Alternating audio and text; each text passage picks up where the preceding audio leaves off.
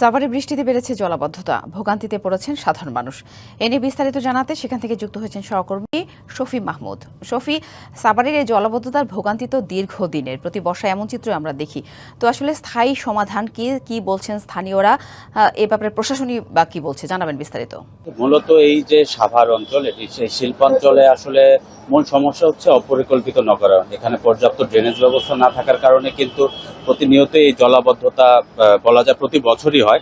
কিছু কিছু অঞ্চল আছে যেখানে এই জলাবদ্ধতার সমস্যা কিন্তু দেখা যায় বছরে প্রায় 6 মাসেরও বেশি সময় ধরে থাকে।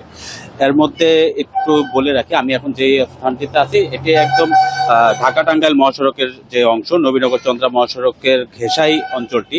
দেখতেই পাচ্ছেন যে এখানে আসলে মহাসড়ক থেকে এই এলাকাটিতে ঢোকার যে সড়কটি, এটি পুরোটাই কিন্তু পানিতে ডুবে গেছে। এমনকি এখানে সামনেই যে আড়ত, মাঠ এবং বাজার যেগুলি ছিল সবকিছুই কিন্তু এখন পানির নিচে। বাধ্য হয়ে সবাইকে কিন্তু এখন হয় মহাসড়কে অথবা পার্শ্ববর্তী উঁচু কোনো স্থানে তাদেরকে আশ্রয় নিতে হয়েছে।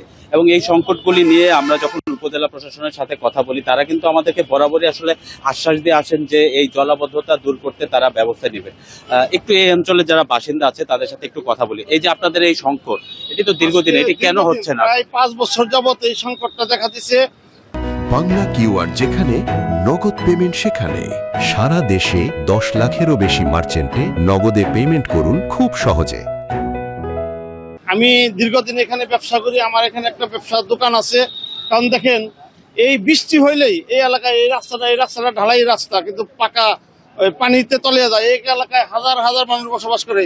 যে এরিয়াটার মধ্যে পানি হয়েছে, প্রায় এখানে 1-1.5 হাজার বাড়িঘর আছে, 4-5 হাজার লোক এখানে বসবাস। কারণ প্রত্যেকটা দোকান, প্রত্যেকটা বাসা বাড়ি, গার্মেন্টসে যারা চাকরি করে, মানুষ কর্মজীবী, রাত্রে এসে ঘুমাইবো, সকালবেলায় বাসায় ডিউটিতে গেছে, রাত্রে এসে দেখে তাদের খেতা বালিশ, চাউল ডাউল সমস্ত জিনিস পানি উঠে নষ্ট হয়ে গেছে। এই পানিটা 2 ঘন্টায় তলিয়ে গেছে এই এলাকাটা, 2 ঘন্টায়। কারণ পানি যাওয়ার নিষ্কাশন নাই। কারণ আগে ছিল, আগে এখানে আমি যখন দোকান করছি 2015 সালে, তখন এইখানে পানি বাজে নাই। কিন্তু এখন বিগত অপোজিটে একটা মার্কেট হয়েছে, দারুল হাসান বিশ্ববিদ্যালয়। ধন্যবাদ আপনাকে।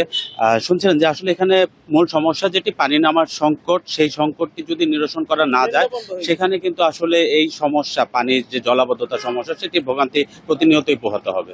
সাথে ধন্যবাদ শফি।